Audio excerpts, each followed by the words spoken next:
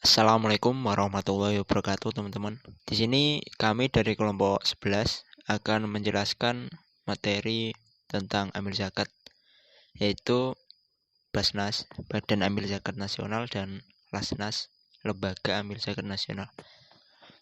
Sebelumnya, perkenalkan anggota kelompok 11, yaitu saya sendiri, Maskat, dengan NIM 012, dan Solihah dengan NIM 088. Subbab bahasan yang akan kita bahas di video kali ini yaitu yang pertama, definisi zakat, yang kedua, macam-macam zakat, yang ketiga, prinsip-prinsip zakat, yang keempat, definisi amil zakat, yang kelima, jenis badan atau lembaga amil zakat yang ada di Indonesia, yang keenam, lingkup kegiatan amil zakat, yang ketujuh, regulasi badan amil zakat, yang kedelapan, fatwa MUI terkait zakat, yang kesembilan, perkembangan pengolahan zakat oleh Basnas, yang ke-10, program atau layanan di Basnas, yang ke-11, lembaga pengelola zakat di Indonesia, yang ke-12, jumlah badan atau lembaga pengelola zakat berdasarkan tingkatan per 2021. Baik, untuk yang pertama, definisi zakat. Definisi zakat secara etimologis.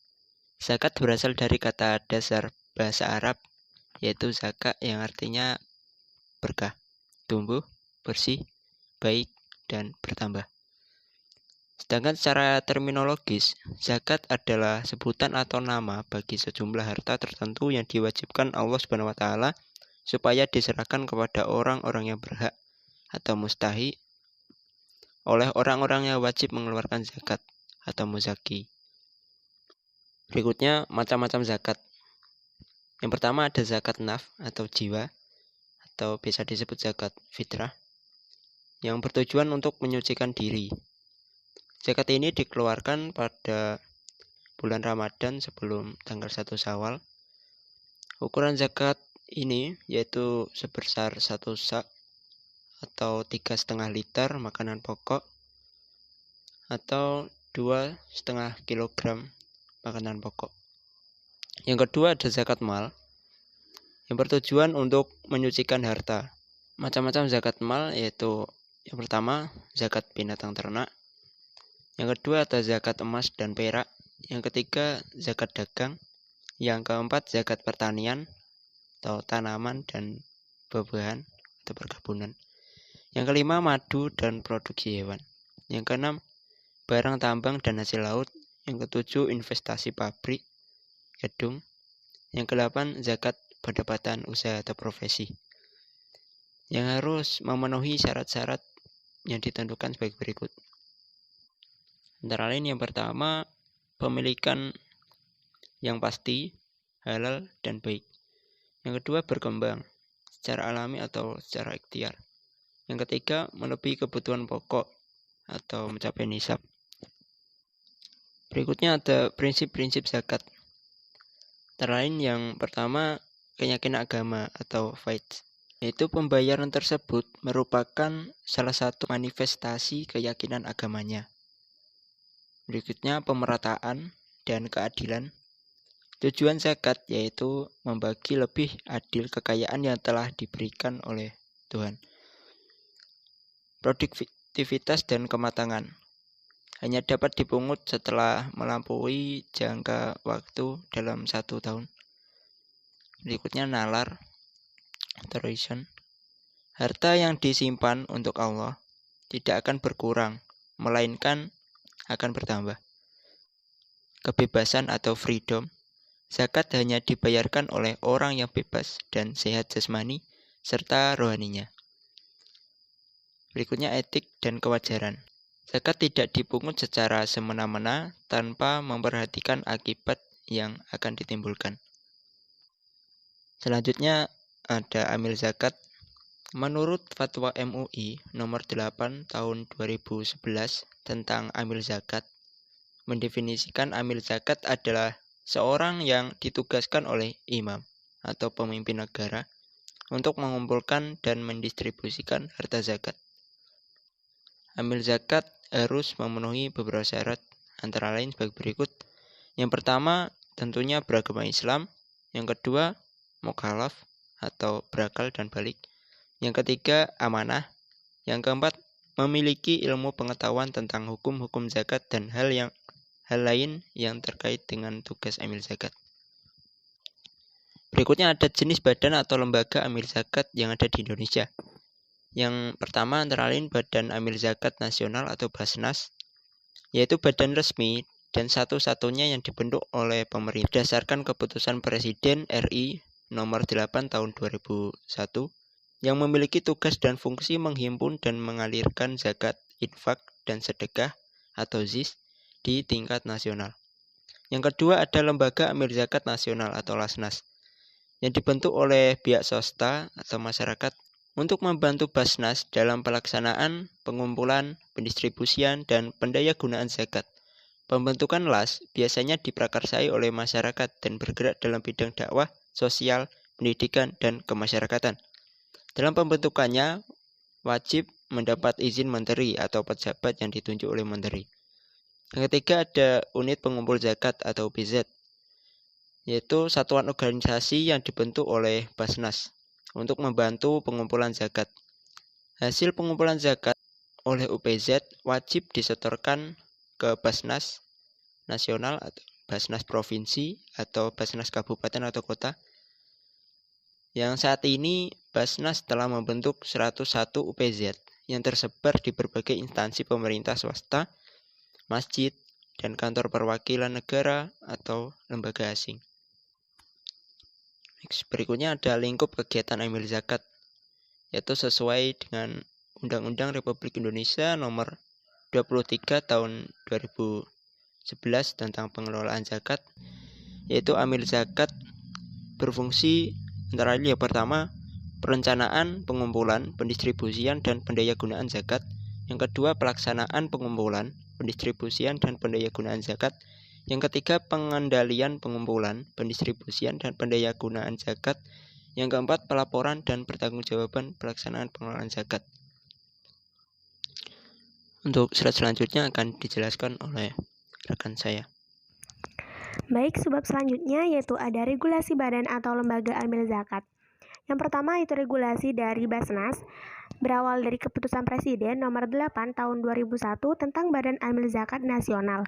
Selanjutnya ada keputusan Presiden nomor 13 tahun 2004 tentang perubahan susunan keanggotaan Badan Amil Zakat Nasional sebagaimana dimaksud dari keputusan Presiden nomor 8 tahun 2011 tahun 2001 di atas.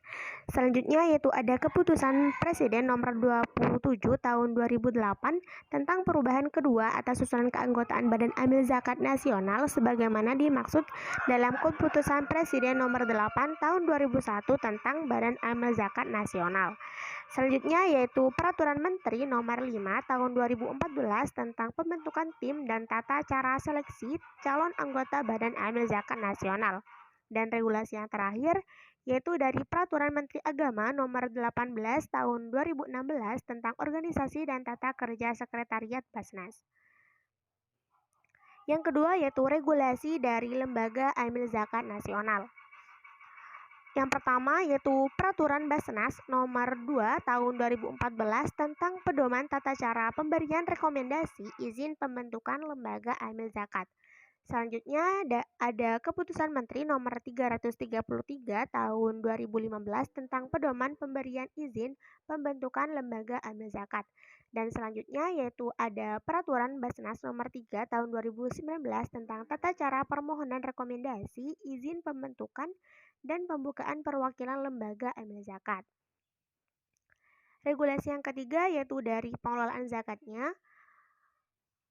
Yang pertama dari Undang-Undang Nomor 23 Tahun 2011 tentang pengelolaan zakat, dilanjut dengan Peraturan Pemerintah Nomor 14 Tahun 2014 tentang pelaksanaan Undang-Undang Nomor 23 Tahun 2011 di atas.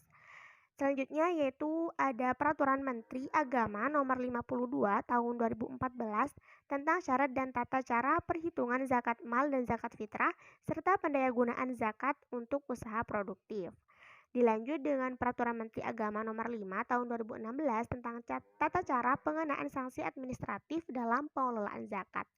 Selanjutnya ada Surat Keputusan Dewan Pertimbangan Basnas Nomor 1 Tahun 2010 tentang pedoman pengumpulan dan pentasyarufan zakat, infak, dan sedekah pada Badan Amil Zakat Nasional. Dilanjut dengan Keputusan Ketua Basnas Nomor 16 Tahun 2015 tentang nilai nisab zakat pendapatan atau zakat profesi tahun 2016. Dan yang terakhir ada Keputusan Ketua Basnas Nomor 142 Tahun 2017 tentang nilai nisab zakat pendapatan tahun 2017. Selanjutnya ada Fatwa MUI terkait zakat. Terdapat beberapa fatwa yang dikeluarkan oleh Majelis Ulama Indonesia terkait zakat. Yang pertama ada Fatwa MUI Nomor 8 Tahun 2011 tentang amil zakat. Ada Fatwa Nomor 13 Tahun 2011 tentang hukum zakat atas harta haram. Dilanjut dengan Fatwa Nomor 14 Tahun 2011 juga, yaitu tentang penyaluran harta zakat dalam bentuk aset kelolaan. Selanjutnya ada Fatwa Nomor 15 Tahun 2011 tentang penarikan, pemeliharaan, dan penyaluran harta zakat. Selanjutnya ada Fatwa MUI tentang intensifikasi pelaksanaan zakat. Selanjutnya ada Fatwa MUI tentang pentasyarufan dana zakat untuk kegiatan produktif dan kemaslahatan umum. Selanjutnya ada Fatwa MUI tentang pemberian zakat untuk beasiswa. Dan ada Fatwa MUI tentang zakat penghasilan. Dan yang terakhir ada Fatwa MUI tentang penggunaan dana zakat untuk istismar atau investasi. Selanjutnya yaitu ada perkembangan pengolahan zakat oleh Badan Amil Zakat Nasional. Nah, data ini diperoleh dari Statistik Zakat Nasional pada tahun 2019. Dapat dilihat pada grafik bahwa pertumbuhan pengumpulan ZIS atau zakat, infak, dan sedekah dari tahun 2002 hingga 2019 itu mengalami peningkatan, bahkan sangat signifikan ya.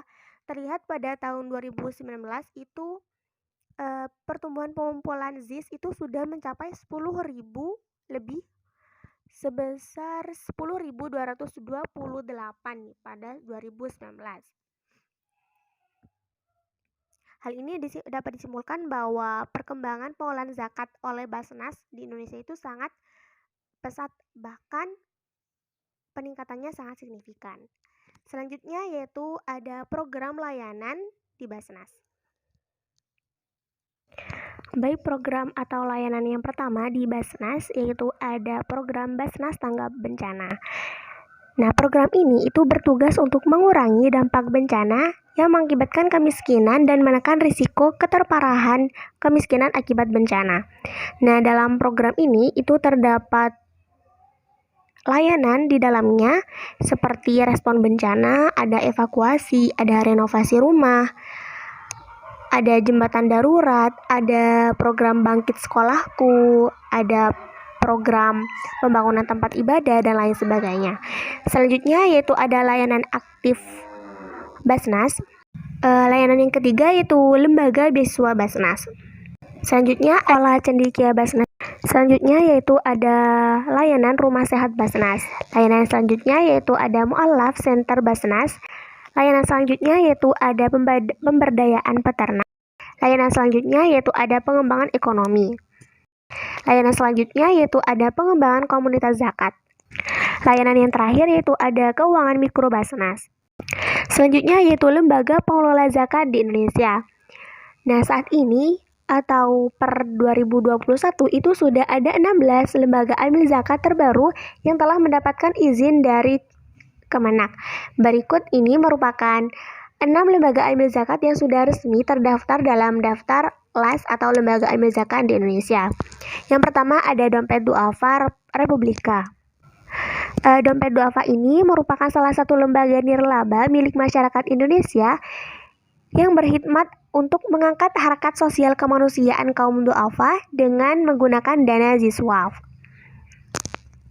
Yang kedua yaitu ada Basnas atau Badan Amil Zakat Nasional. merupakan satu-satunya badan amil zakat yang dibentuk oleh pemerintah yang bertugas untuk menyalurkan zakat, infak, serta sedekah pada tingkat nasional.